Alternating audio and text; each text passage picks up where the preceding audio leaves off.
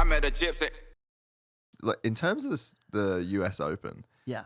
what kind of like rough revenue would you guys have been walking away with? Like, was it a successful event in terms of like profit? Unbelievable. Really? Unbelievable. And the problem was it was very successful financially, and we had given away over $350,000 to the racers. So you're still making money Yes. giving away that I mean, much. you know, and of course, my vision and my partner's vision, my wife's vision of successful is not the same as the world company, you know. Yeah. You know, Amazon or whatever. Yeah, I mean, it's you know, relative. it's relative. But for us, it was super successful, and everybody walked away, you know, with a big smile and a lot of money, and that was kind of like the upsetting point. You know, like suddenly it was like the bubble had burst. Like you could actually make money and pay the riders, you know. And I think it was the underline that created a lot of trouble, because everybody was like, you see, you can spare 300-400 grand at every race for the riders. Yeah. And that didn't change, you know. And I understand it was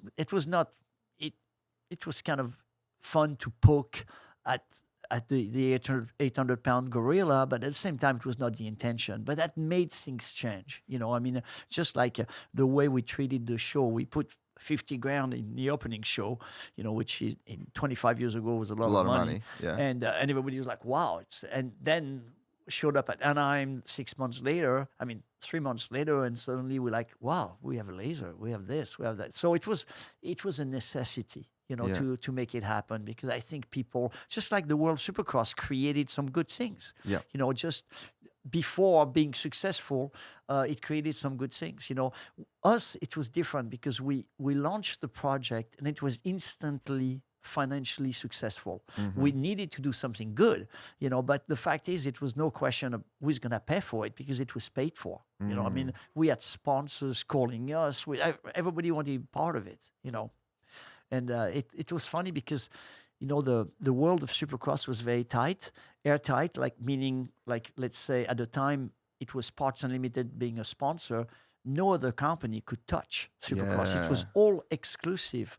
And when we came in with the US Open, suddenly all the other company had Fox is like, finally. Yes, finally we can be owning an event. So they were like pouring investment in it, and a big party and everything. It was amazing. You know, it was really something that we felt like it changed Supercross, not for the racing, because the racing is, I mean, let's face it, when you're in an arena, it's never going to be as good as, you know, on a real stadium. But the big picture of Supercross changed that day, because what we had created in Europe was suddenly in America, and people could not deny it. It's like, wow, you know, it was like a giant party for 2 days, and not for the racer, but Sorry.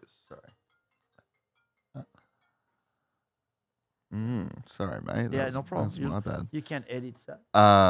Yeah, and so no, this is like, this is fascinating. I didn't know that the US Open had this much impact behind the scenes, and so you have this success, and you are putting, you know, giving away $300,000. It's still, you know, turning a profit, and then going forward, it kind of changes the dynamic of the sport. But so, what perspective does that give you in 2024 on prize money?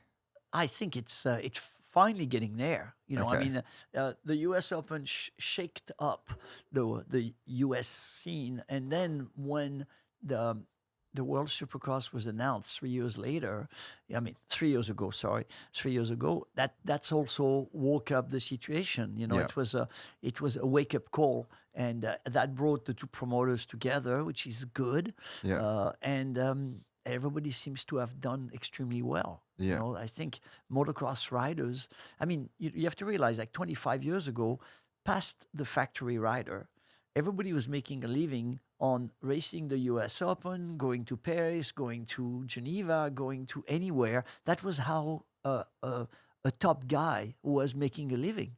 They were making more money racing outside of US and racing in US, and that was a big change, and the 90s riders like Larry Ward or even Jeff Stanton made fortune racing outside of US, and so the outside season was unbelievably lucrative. Yeah.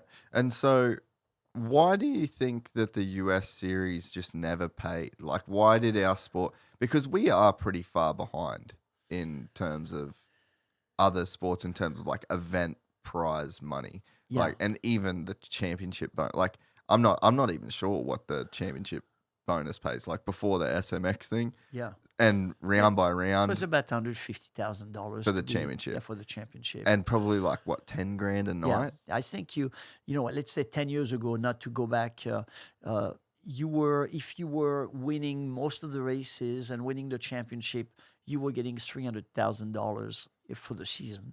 Okay, that was for Jeremy McGrath, let's say 10 years ago. If you enjoyed this content, please like and subscribe. And to listen to the full 3-hour podcast, search Gypsy Tales in your favorite podcast platform or click the link in the description below. Gypsy Gang.